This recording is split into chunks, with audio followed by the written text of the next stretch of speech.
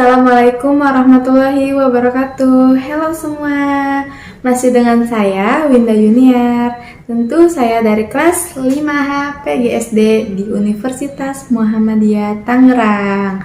Pada kesempatan kali ini, saya akan menjelaskan contoh penerapan landasan psikologis pada kurikulum 2013. Penasaran? Kita tonton videonya.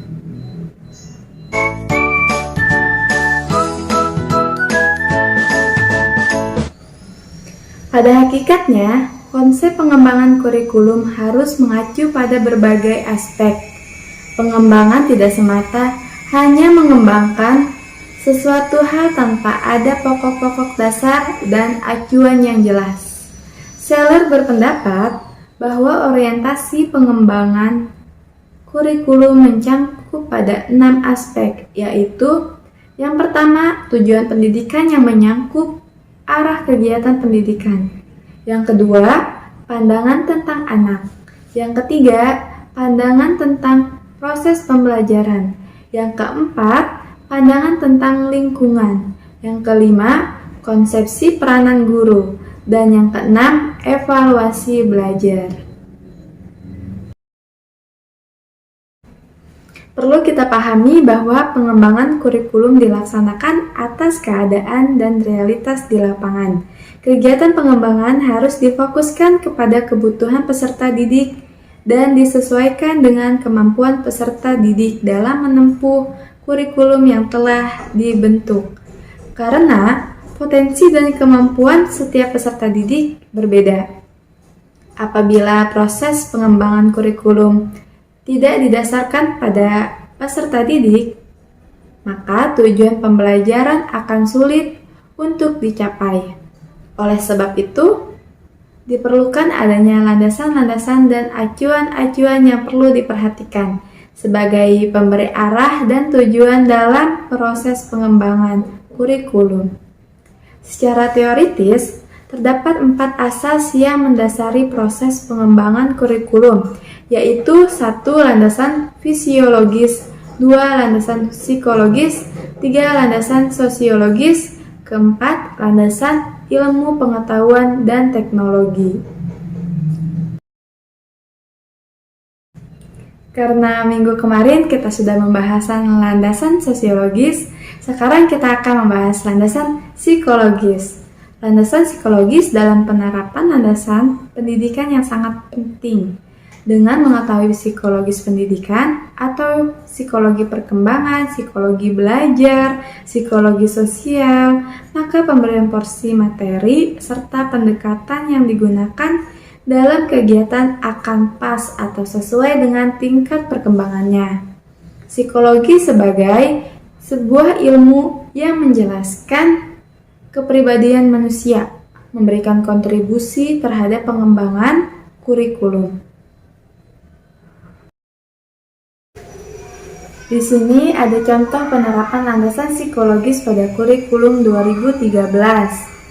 Yang pertama, contohnya itu memberi bimbingan atau diadakannya guru bimbingan konseling. Biasanya kalau di sekolah itu ada bimbingan konseling ya. Tujuannya agar dapat menyelesaikan masalah siswa. Karena biasanya di sekolah itu pasti psikologi anak yang harus diperhatikan. Contohnya, misalkan dalam pembelajaran anak itu melamun, pasti ada yang dipikirkannya kan. Nah, sebagai guru pembimbing atau bimbingan konseling, kita bisa bertanya kondisinya dan bahkan kita bisa menyelesaikan masalah siswa. Karena psikologi anak itu sangat diutamakan, sangat penting dalam pembelajaran. Nah, ada yang kedua yaitu memberikan motivasi kepada siswa agar dalam belajar siswa, dalam psikologinya terdapat semangat, jadi nggak ada siswa yang melamun saja saat pembelajaran. Jadi kita sebagai seorang guru itu harus memberi semangat dan motivasi kepada siswanya. Yang ketiga, kebijakan untuk mengumumkan juara di sekolah setelah ujian kenaikan kelas sebagai penghargaan kepada siswa berprestasi. Hal ini juga dapat memotivasi siswa yang berprestasi agar tetap selalu semangat dan tetap berkembang. Dan bisa juga memotivasi untuk siswa lainnya. Jadi seperti itu. Contoh yang keempat dari landasan psikologis memberikan beasiswa kepada siswa yang memiliki prestasi tinggi. Pokoknya, dalam pembelajaran, psikologi sangatlah penting karena psikologis pokok dari pendidikan. Antara psikologi dengan pendidikan merupakan satu kesatuan yang sangat sulit untuk dipisahkan. Subjek dan objek pendidikan adalah manusia, sedangkan psikologi menelaah gejala-gejala psikologis dari manusia. Dengan demikian, keduanya menjadi satu kesatuan yang tidak terpisahkan, karena manusia memiliki karakter yang berbeda-beda, bukan hanya perbedaan pada fisik, tingkat kecerdasan, ataupun bakat, namun juga meliputi perbedaan pengalaman, tingkat perkembangan siswa, cita-cita, ataupun perbedaan kepribadian secara keseluruhan. Siswa yang memiliki perbedaan tersebut tentunya tidak dapat diperlakukan sama dalam kegiatan pembelajaran. Pemahaman siswa oleh pendidik sangat penting dikuasai untuk memahami tingkat pertumbuhan dan perkembangan peserta didik, karena akan berpengaruh dalam konsentrasi pembelajaran.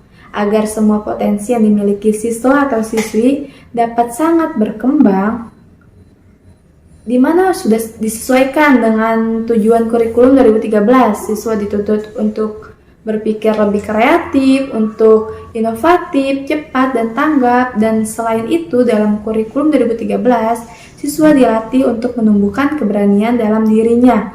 Siswa akan dilatih kemampuan berlogika dalam memecahkan suatu permasalahan.